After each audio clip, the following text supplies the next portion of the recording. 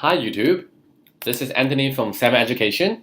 So today we're going to look at how to get those 6 marks of, here I say 5 to 6 marks, alright, for the exploration criterion for a science IA, alright.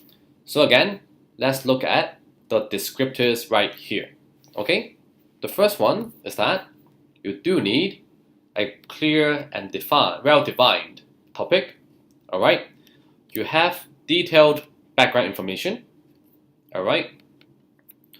The methodology is appropriate to your experiment, alright. And you do know, whether there's any safety or ethical or environmental issues that you have to know about or you have to make plans for this experiment, alright. So basically, this is basically showing the examiner what you're gonna do, why you're gonna do it, the basically biology or the chemistry or the physics, the background knowledge on the IA. Alright, so let's go through it step by step. Alright, now, so basically the overview is this. We start off with research question. Alright, within your research question, okay, you're gonna have basically what you're investigating and basically what you're changing, which may affect this. Alright, so basically this is a research question bit. Alright, now remember, if let's say you're doing biology, right, and you have any names of organisms that you're going to use inside, then remember to make sure you have the Latin name, basically the genus and the species name in it in italics. Alright, it's just a side note, alright, but overall it's not too difficult. In your background information here, alright, in this bit, what you need is actually a detailed outline. Now, you will include your personal engagement within this at the beginning, at the first 2 pages as well.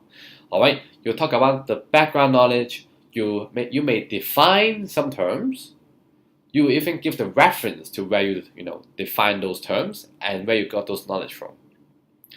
And most importantly, you have a hypothesis. Okay? This hypothesis is based on what you've learned from school or from a book and how you predict or what you predict is going to happen to your experiment or the results of your experiment. Alright? So this is this bit.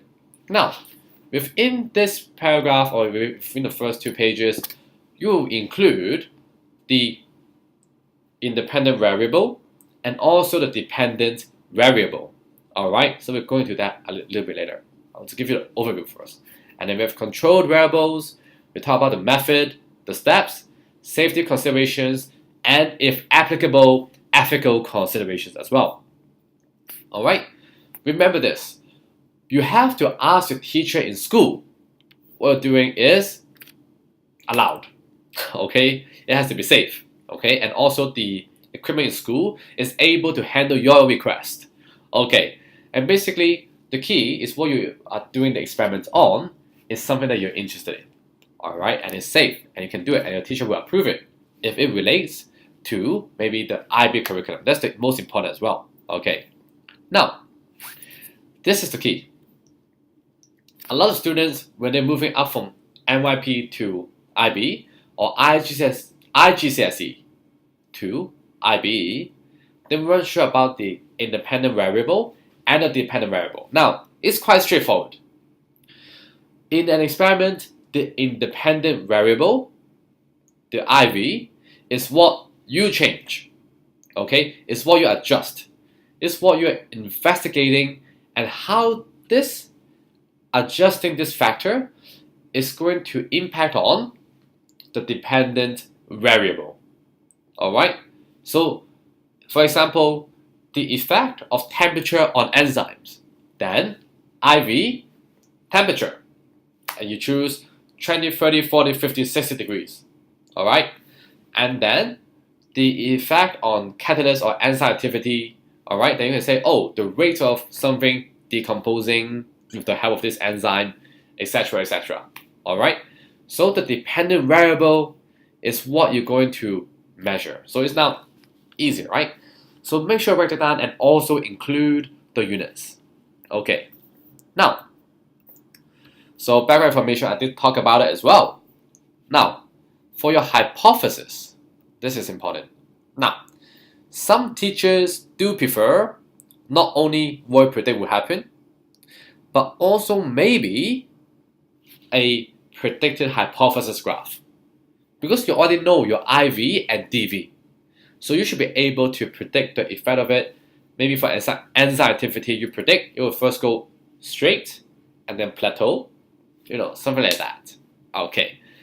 So basically, the format for the hypothesis is like, if XX, which would be your IV, is change, increase or decrease, then YY, the dependent variable, the DV, is going to change like that. Okay. So now, here I also tell you about the methodology. Okay. Clear, numbered steps, concise, not too wordy, with appropriate units, and also a list of the apparatus you are going to use. That's important. Okay. But now, this is important. For all my students, okay, for the controlled variables, they have a table. The first column will be the controlled variable. The second column is, now write this down if you're not sure how to do it, alright? Write it down first and just think about it, okay? The second column will be why it should be controlled, okay? Or you can say the significance to the experiment, alright? So basically, for example, again, enzymes, let's say, okay? pH and temperature could both affect it. If you want to investigate the effect of temperature, then you have to keep the pH constant. So any changes to the effect of the enzyme will not be affected by the pH, but only by temperature. So you can see the relationship. Alright. And then the last column is how will it be controlled. Alright, this would be the format for all my students. Okay, so that's great. Now here, we have talked about this, we talked about the methodology, and also you do need to talk about the safety as well. Okay? The safety would be, okay, if you're using like a scalpel blade, wear gloves, be careful, cut away from your hand, stuff like that, tie your hair, use goggles or gloves when you have like chemicals and stuff, alright? Now, with this, I gave you another more detailed overview and some specifics within getting those marks in exploration part. Alright? If you have any questions, just leave it in the comments. Okay, or give us an email. Okay? Or you can just go to this website as well. Okay, and just look at the details behind it. Okay. If you're in Hong Kong, you're in luck. You can find us for tutoring. But anyways, the key is this. Okay?